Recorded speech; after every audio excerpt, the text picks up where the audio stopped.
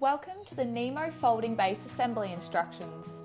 When you open the cartons, you will find the booker rod, the column, the 4-leg base, the spider, the folding mechanism, 2 washers, 3 nuts, and a bolt.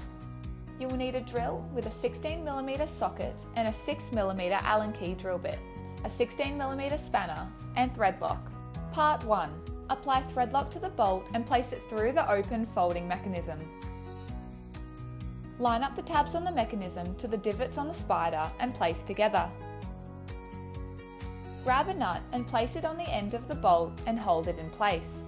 Flip the spider over and use the 6mm Allen key drill bit to tighten.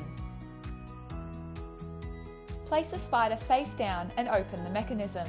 Apply thread lock to the end of the booker rod with the nut and place the washer on the end. Insert the booker rod into the folding mechanism and screw a nut on the end, securing it in place. Close the mechanism and use the spanner to tighten the nut.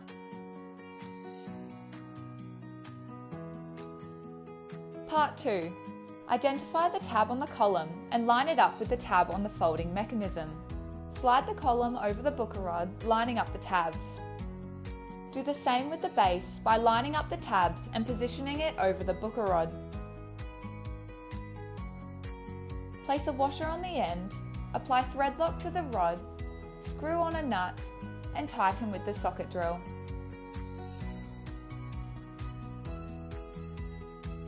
The Nemo folding base comes in a table and dry bar height, available in anthracite or white.